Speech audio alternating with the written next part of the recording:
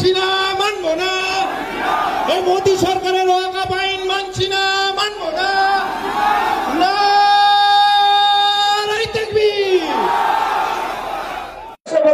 ওয়াকফ বিল বাতিলের দাবিতে এই মুহূর্তে দেখতে পাচ্ছেন যে কলকাতায় মহাসমাবেশ, যে সমাবেশে বক্তব্য রাখছেন ফুরফুরা শহীদের পীরজাদা, তিনি এই মুহূর্তে বক্তব্য রাখছেন এবং আপনাদেরকে জানাবো একেবারে হাজার হাজার মানুষ কিন্তু আজকের এই প্রতিবাদ সমাবেশে তারা যোগদান করেছেন।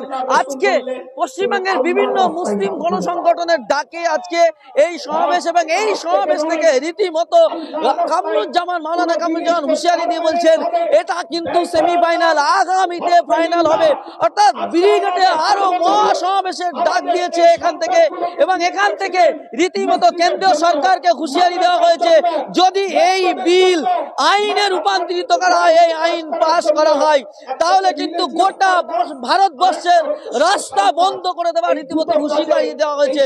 তারা এখান থেকে মূলত কি বার্তা দিয়েছেন, কি বলেছেন শোনাবো আপনাদের।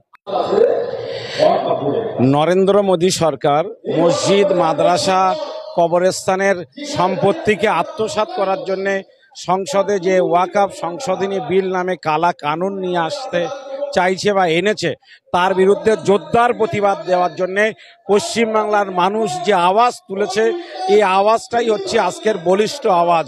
এবং অল ইন্ডিয়া মুসলিম পার্সোনাল ল বোর্ড যে আন্দোলন করছে, পশ্চিমবাংলার মানুষ প্রত্যেকটা মুসলিম সংগঠন আপামর নির্বিশেষে এই আন্দোলনের পাশে আছে। আমরা এই মেসেজটা দিতে চাইছি।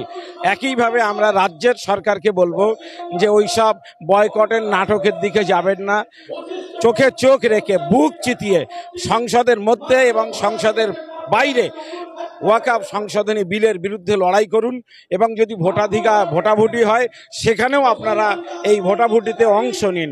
আপনারা যদি বয়কটের নাটক করেন, পশ্চিমবাংলার মানুষের কাছে কিন্তু ভালো মেসেজ যাবে না। এত মানুষ আজকে এসছেন আপনাদের ডাকে, তাদেরকে কি বলবেন? সবাইকে ধন্যবাদ জানাবো। আজকে মুসলমানরা, নরেন্দ্র মোদী সরকার, তারা এই ঘুমন্ত বাঘকে যত খোঁচা দিচ্ছে, ঘুমন্ত বাঘ তত জেগে উঠছে। এক সপ্তাহের নোটিশে এত মানুষ কলকাতায় এসেছেন, বসার জায়গা নেই, রাস্তায় বিভিন্ন এলাকায় গাড়িগুলো জ্যামে আছে। মা ফ্লাইওভারের উপরে কলকাতা পুলিশ গাড়িগুলো উঠতে দেয়নি। নানান সমস্যা হচ্ছে, নানান প্রতিকূলতা পেরিয়েও আজকের মানুষ কিন্তু কলকাতায় চলে এসেছেন। সব মানুষ আসতে পারেনি, বহু মানুষ রাস্তায় আছেন, কিন্তু মানুষ যে লড়াই চাইছে এটা শাসক বুঝতে পেরেছে, কেন্দ্রের সরকার বুঝতে পেরেছে এবং সাধারণ মানুষ লড়াইয়ের জন্য প্রস্তুত আছে। আগামী দিনে আরও লড়াই হবে। আজকের সেমিফাইনাল অল ইন্ডিয়া